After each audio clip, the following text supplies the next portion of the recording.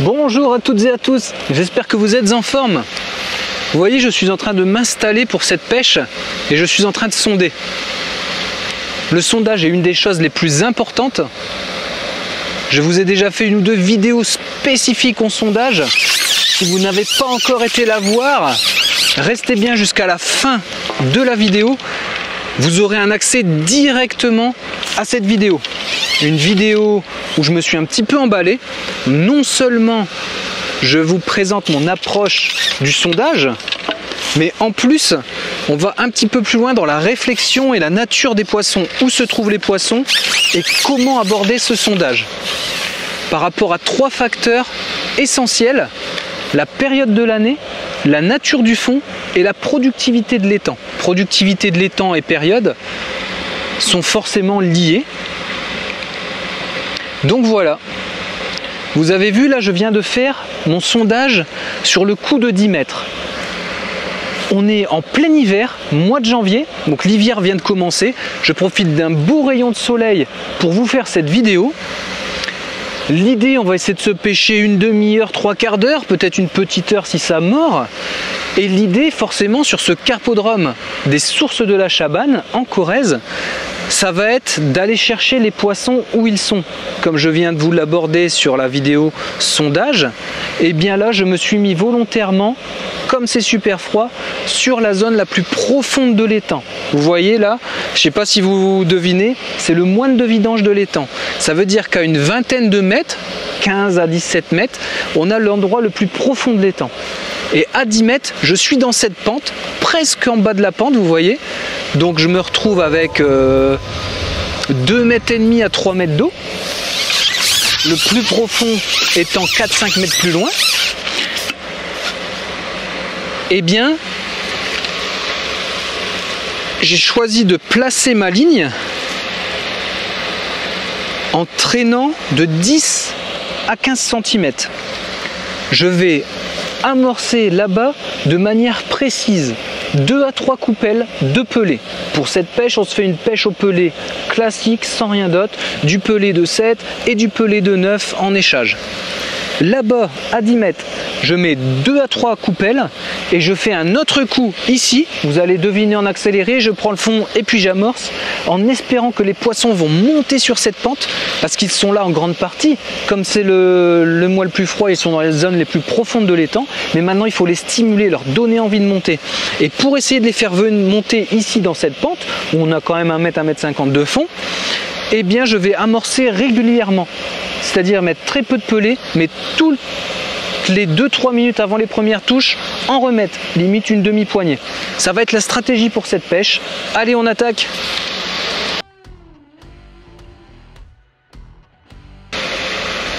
Donc là, je suis pas mal, je traîne de 10 cm, on va commencer comme ça et essayer surtout de faire monter les poissons. Allez, j'amorce et j'espère qu'on se retrouve pour la première touche.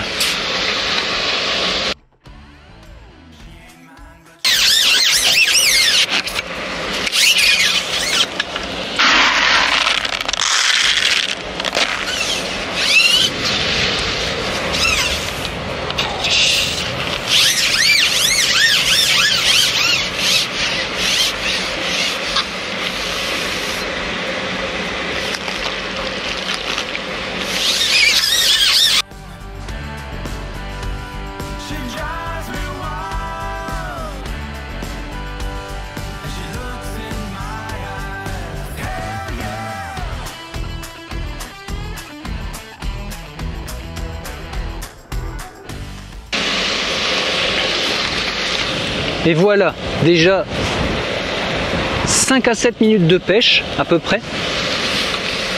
Et je n'ai pas encore eu la moindre touche. Alors, pour ce début de pêche, j'ai peut-être fait une petite erreur de commencer tout de suite là où il y avait moins de fond. Évidemment, j'ai choisi de pêcher au moment le plus chaud de la journée. Donc la pêche se fait entre 13 h et 14 h. Il doit être 1h15, 1h20. Et les moments les plus chauds de la journée va être entre 13 h et 15-16 h d'un point de vue haut. Le soleil tape le plus à 14 h, donc les eaux vont vraiment chauffer au mieux entre 13 h et 15 h. Quand vous êtes en hiver comme ça, que vous allez pêcher en plein hiver, favorisez ces plages horaires-là. C'est là où les carpes seront le plus susceptibles de se mettre en activité facilement. Donc pourquoi je vous ai dit peut-être une petite erreur de stratégie? Parce qu'il fait très froid, donc les poissons seront plus profonds. Ça veut dire que j'aurais peut-être dû commencer sur mon coup à 10 mètres et attendre que les poissons montent. Mais comme on a un beau rayon de soleil, j'étais plutôt assez confiant qu'ils montent assez vite, vous voyez? Mais je me suis peut-être trompé. Je réessaye encore 4 à 5 minutes et ensuite, s'il n'y a pas de touche, je m'en vais voir à 10 mètres. Sur le coup plus profond. Alors évidemment, l'été, c'est un peu plus facile de déceler les poissons quand ils sont en train de manger parce qu'on a pas mal de bulles de bouillon. On peut avoir également ce phénomène en hiver, mais ce n'est pas toujours le cas. Donc sur le coup à 10 mètres, pour le moment, je ne vois aucune activité. Mais ça ne veut pas dire que les carpes ne sont pas passées et en train de manger. Par rapport à l'été où là, on le voit vraiment très rapidement.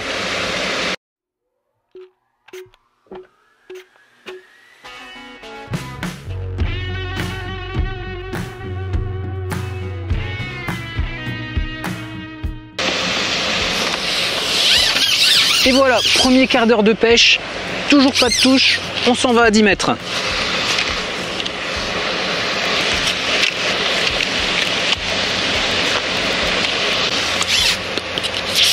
Merci pour tous vos abonnements.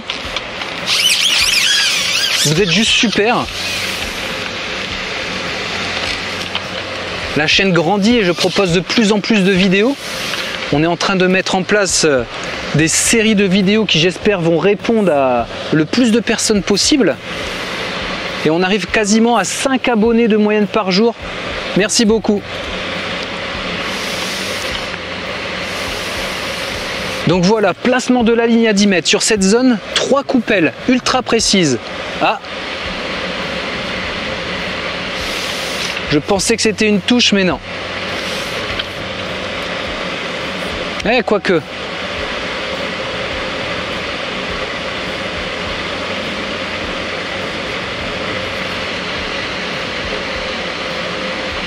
J'ai eu l'impression qu'un poisson, là, quand j'ai fait mon relâché, j'ai eu l'impression qu'un poisson a maintenu le pelé, mais ne l'a pas avalé.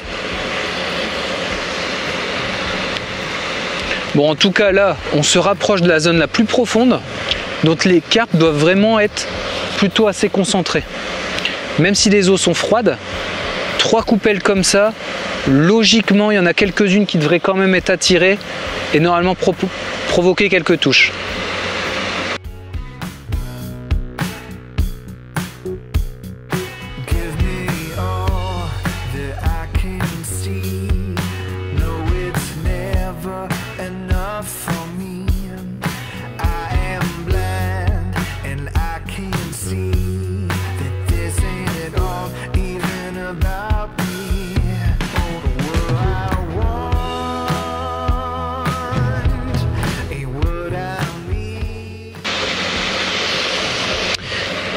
On doit arriver à une demi-heure de pêche.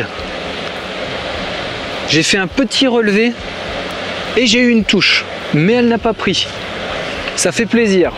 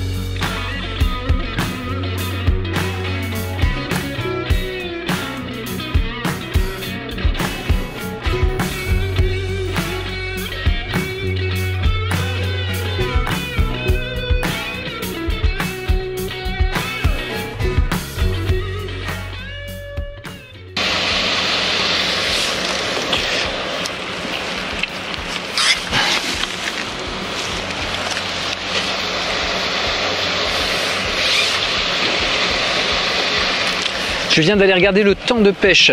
Donc à peu près 40 minutes de pêche. Et ça sent pas bon. J'espère que ça sent pas le premier capot de la chaîne, bien sûr. Parce que évidemment, ça m'est arrivé plus d'une fois d'être capot. Donc les conclusions ont tiré pour le moment, pas de touche. Une touche quand même qui m'a bien stimulé en relevé à 10 mètres. Mais c'est tout. Donc je vais retourner à 10 mètres. Je viens de faire à peu près un quart d'heure en bordure. Une bonne vingtaine de minutes au large. Un quart d'heure en bordure. Ce n'est pas forcément une des meilleures stratégies de rappeler régulièrement vu qu'il n'y a pas de touche. Mais mon but n'est pas seulement avec cette stratégie de me démarquer pour essayer de faire une touche, mais c'est déjà de faire venir les poissons, de faire monter les poissons dans cette pente, parce que les onces sont chaudes, essayer de les faire monter par l'appel du bruit. J'étais vraiment confiant sur le fait que quelques poissons sortent des fonds pour monter sur cet amorçage. Mais vous voyez, après quasiment une demi-heure de pêche, ça n'a pas marché, tout simplement. Allez, je vous propose de finir le dernier quart d'heure de pêche à 10 mètres, en espérant redéclencher une touche comme la seule touche que j'ai eue, et puis piquer au moins un poisson.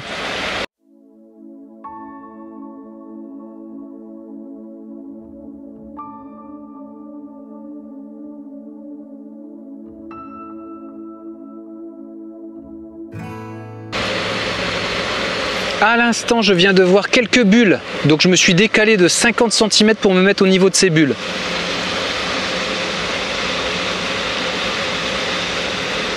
Avant, il n'y a rien eu du tout, donc logiquement, c'est que quelque chose est quand même en train de fouiller sur le fond.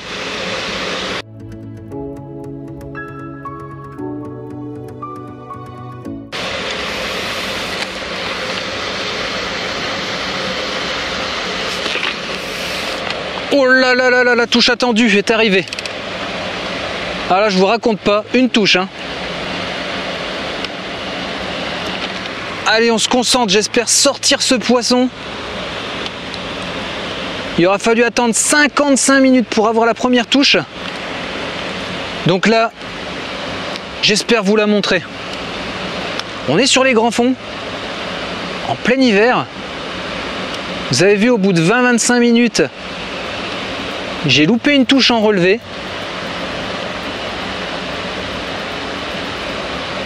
Et c'est la seule et unique vraie touche pour le moment. Comme je viens de vous dire, j'avais repéré quelques bouillons, les premiers bouillons depuis une heure. J'ai décalé ma ligne de 50 cm au niveau de ces bouillons. Et à peu près 1 minute 30 après, c'est parti. Allez, pourvu qu'on sorte ce poisson, parce que ça se mérite. Ça fait plaisir. Et j'espère qu'on va éviter le capot.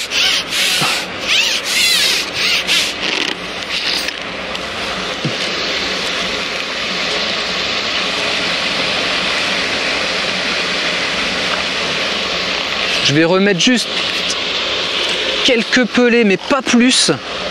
8-9. Si elle a une copine qui est venue sur le coup avec elle, espérer peut-être faire un deuxième poisson, mais oulala, vous voyez ça? Le poisson est harponné par la queue. Pas bon. Ça sent la décroche ou le capot.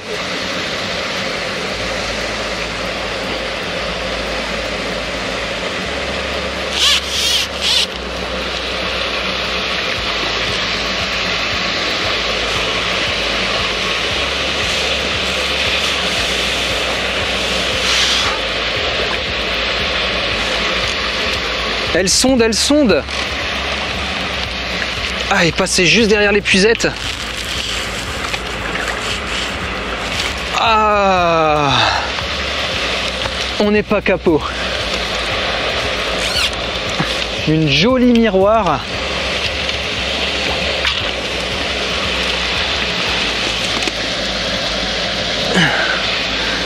petit poisson mais fort sympathique. Après cette attente d'1 heure, où je dois vous avouer que depuis que le soleil est parti, ben ça caille sérieux.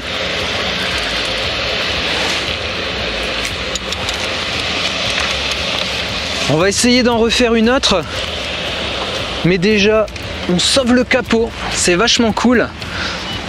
Donc je vous montre où elle était piquée. De toute façon ça saigne, et vous voyez, petit poisson du mois de janvier qui fait plaisir. J'espère que ça motivera certains d'entre vous. Et piqué ici, donc ça saigne hein, au niveau de la queue forcément.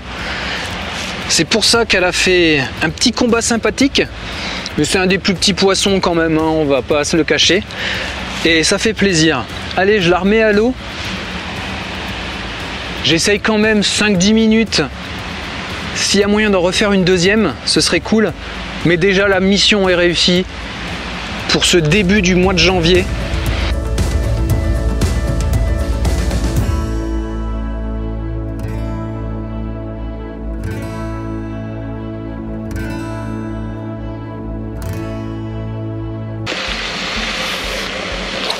Bon, il faut croire que les poissons sont quand même venus s'alimenter un petit peu. Après 1 heure,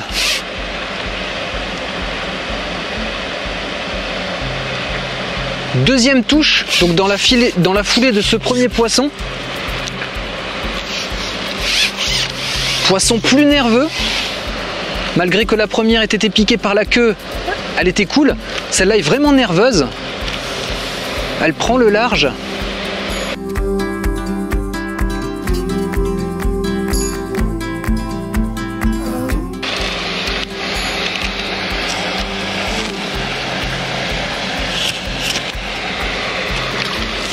Nouvelle miroir.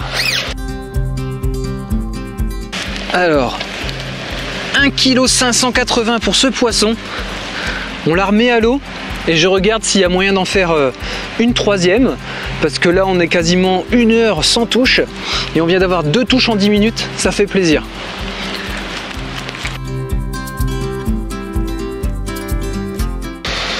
Alors c'est là qu'il faut déterminer quelque chose. Est-ce que je rappelle en mettant 1 ou 2 coupelles, alors que ça fait 1 heure que j'attends les poissons? Mais du coup, s'il y a peut-être trop d'aliments, peu de poissons, est-ce que ça va vraiment me faire des touches? Ou est-ce que je mets quelques pelées de rappel, sans trop forcer, mais sachant que peut-être ça va pas forcément faire venir d'autres? Là, c'est un peu délicat. C'est que j'ai quand même vu des toutes petites bulles.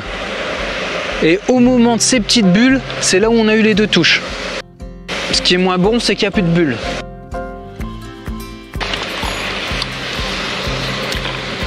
Ah, belle touche.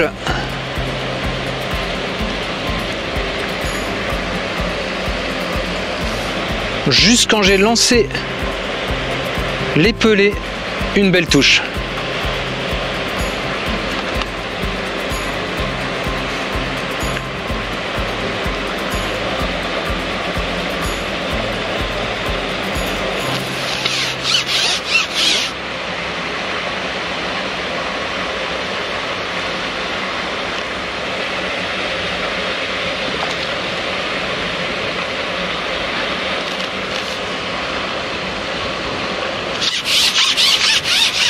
Bon, réunion de famille.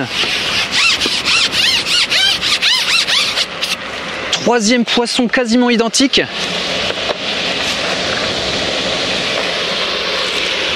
Vous voyez, je fais le choix de remettre quelques pelées.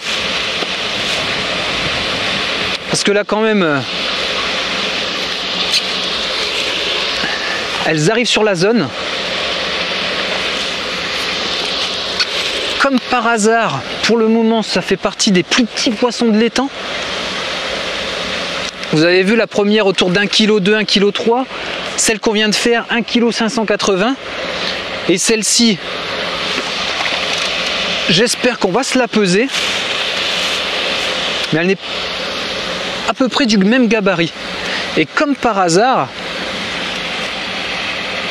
ah super, ça fait partie des poissons dans chaque étang vous allez avoir un cheptel spécifique à l'étang.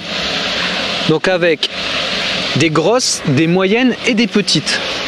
Les petites, on va dire que ce sont des queues de loup, entre guillemets, d'un point de vue élevage, mais dans un étang c'est à peu près pareil.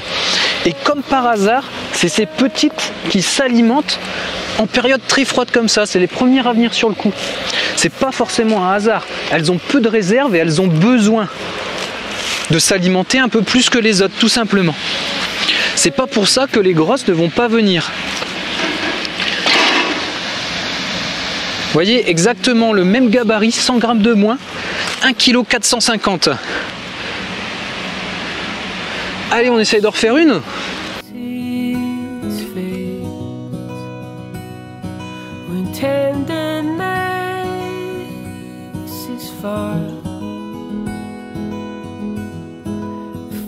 Vous voyez, il ne faut pas désespérer. Même en plein hiver, quand les eaux sont très froides, ça peut être plus long à se mettre en route, bien sûr. Le cas aujourd'hui, passe quasiment 1 heure avant d'avoir la première touche. Par contre, on s'est quand même fait 3 poissons.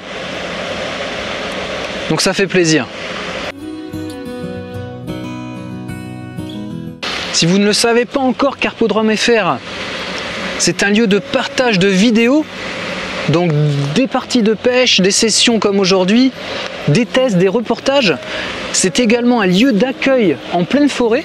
Donc ce Carpodrome, vous avez une formule demi-journée, journée, également des hébergements qui se mettent en place et déjà disponibles, des hébergements avec un studio, un appartement, disponibles sur Airbnb, sur Booking ou sur Abritel. Vous avez tous les liens dans la description.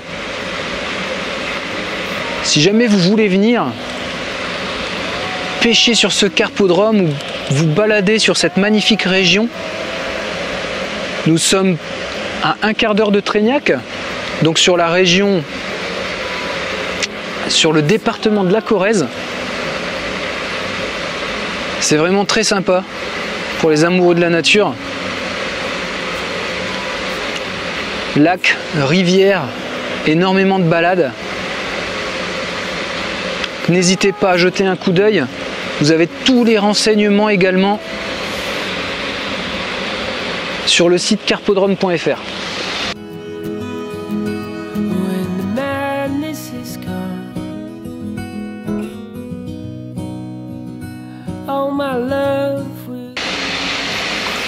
Alors cette touche là, je pouvais pas la louper. Le poisson a décroché. Le poisson ne bougeait quasiment pas.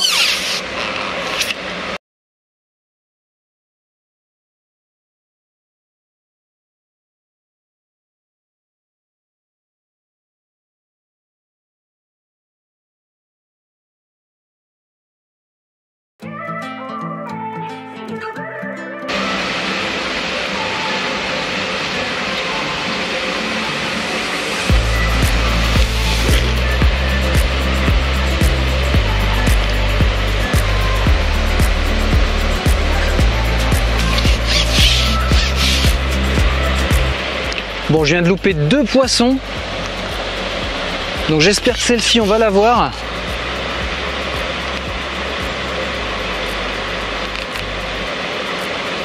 Je sais pas si vous le voyez, mais elle bouge quasiment pas.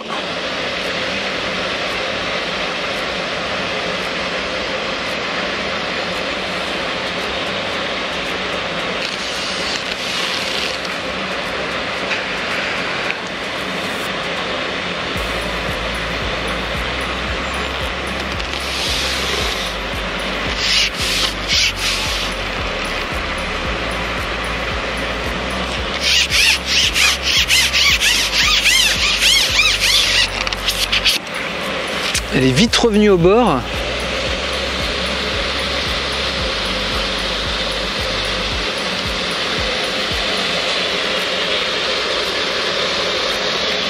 Eh ben non, j'ai cru que c'était un autre gabarit, mais même pas. Même gabarit, toujours une miroir.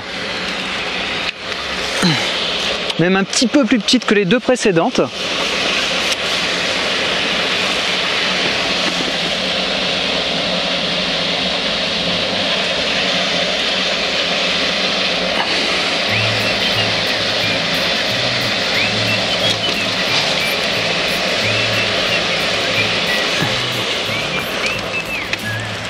Je vous la montre. Hop, voilà. Tout petit poisson, 4e poisson, on la remet à l'eau.